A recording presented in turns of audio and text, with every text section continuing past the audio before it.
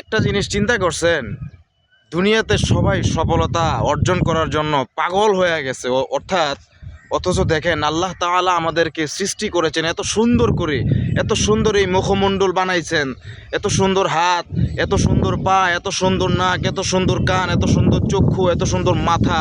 সুবহানাল্লাহ। চিন্তা করেন, আপনি একটা জিনিস চিন্তা করে দেখেন, দুনিয়াতে সবাই সফলতা অর্জন করার জন্য এতটা পরিমাণ পাগল হয়েছে, কিন্তু দেখেন আখেরাতের চিন্তা কয়জনে করে?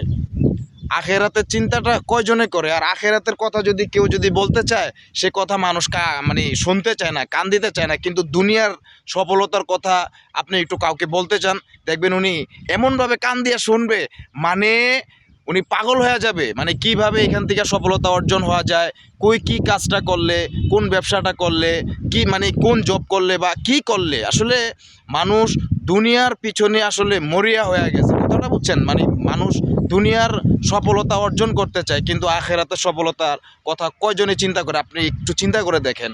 কারণ আল্লাহ তাআলা যেখানে বলেছেন আর দুনিয়া মাজরাতুল আখিরা, হে বান্দা এবং হে বান্দিরা, তোমরা দুনিয়াতে থেকেই হচ্ছে তোমাদের আখেরাত কামাই করতে হবে।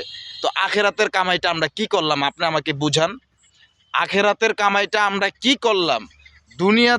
দুনিয়ার সফলতা অর্জন করার জন্য পাগল হয়ে গেছি, কিন্তু আখেরাতের সফলতা অর্জন হওয়ার জন্য কয়জনে পাগল হয়ে গেছে? আপনারা আমারে দেখাইতে পারবেন কাউরে?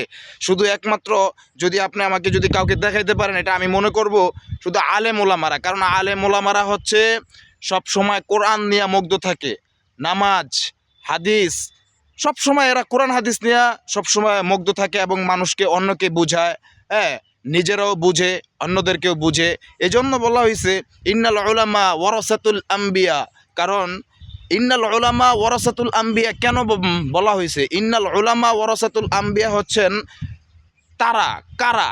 তারা হচ্ছেন নবীদের ওয়ারিস। কারণ হচ্ছে নবী করিম সাল্লাল্লাহু আলাইহি ওয়াসাল্লাম যা দুনিয়াতে মানুষকে, উম্মতদেরকে শিখিয়ে গেছেন, সেটাই হচ্ছে আলেমরা শিখেছেন। সেটা শিখার পরে আলেমরা সেটা মানুষদেরকে, সাধারণ মানুষদেরকে বয়ানের মাধ্যমে, যে কোনো মাধ্যমে শিখানোর পরে আমাদের মতন সাধারণ মানুষ যখন আমরা শিখি, তখন হচ্ছে আমরা শিখে এটা আমল করার চেষ্টা করি।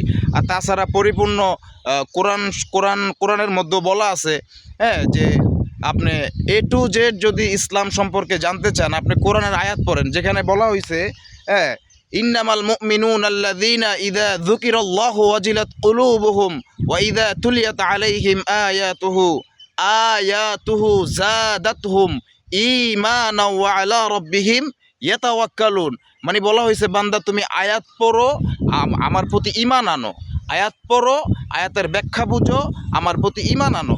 আয়াতুহু যাদাতহুম ঈমানাও ওয়া আলা রাব্বিহিম ইয়াতাওয়াক্কালুন। শুধু একমাত্র আল্লাহর উপরে তাওয়াক্কুল করতে বলেছে আল্লাহ তাআলা। হ্যাঁ, তো মানুষ দুনিয়ার সফলতার জন্য সবাই পাগল হয়ে গেছে, তো আখেরাতের সফলতার কথা কেউ চিন্তা করে না। অর্থাৎ আখেরাতের কথাটা কখন চিন্তা করে? যখন একটা মানুষ অসুস্থ হয়ে পড়ে বা কোনো বিপদে পড়েছে, তখন দেখবেন সে বেশি বেশি আল্লাহকে ডাকে, আল্লাহকে বেশি বেশি স্মরণ করে। ধরুন এক জায়গায় আমরা নদী দিয়ে আমরা নৌকা পার হচ্ছি। এখন আমাদের নৌকাটা খুব বিপদ সংকেতের মধ্যে আছে, মানে বিপদের মধ্যে পড়ে গেছি। তো ওই ক্ষেত্রে মানুষ কি করে জানেন? ওই ক্ষেত্রে মানুষ বেশি বেশি আল্লাহকে স্মরণ করে। আর যখন দেখবেন যে বিপদ সাইরা গেছে, তখন আর মানে আল্লাহর কথাটা তার মাইন্ডে আর কাজ করতেছে না, তখন তো তার বিপদ ফুরায় গেছে, বিপদ শেষ হয়ে গেছে। হ্যাঁ, বিপদ শেষ হয়ে গেছে, তো ওই টাইমে তো মানে দেখবেন যে মানুষ মানে আল্লাহকে ভুলে যায়। তো ভাই, সবসময় চিন্তা করবেন, একটু বেশি বেশি আল্লাহ তাআলাকে স্মরণ করার চেষ্টা করবেন, একটু বেশি বেশি নামাজ পড়ার চেষ্টা করবেন। কারণ যেখানে বলা হয়েছে আল্লাযীনা ইউকিমুনাস সালাতা ওয়া মিম্মা রাযাকনাহুম ইউনফিকুন, এই আয়াতের মধ্যে আল্লাহ তাআলা আমাদেরকে বুঝিয়েছেন যে বান্দা, তুমি নামাজ পড়ো, সালাত কায়েম করো এবং হচ্ছে আমি আল্লাহ তোমাদেরকে দুনিয়াতে যা দিয়েছি তা থেকেই তোমরা ব্যয় করার চেষ্টা করো, তোমরা ব্যয় করো। হ্যাঁ, হাজার হাজার কোটি কোটি টাকা কোটি কোটি টাকা দিয়েছেন, অর্থ সম্পদ দিয়েছেন, তো অর্থ সম্পদ আপনি কি করবেন? আপনি কি একাই কি ভোগ করার জন্য আল্লাহ তাআলা আমাকে আপনাকে দিয়েছেন? না, আল্লাহ তাআলা দিয়েছেন।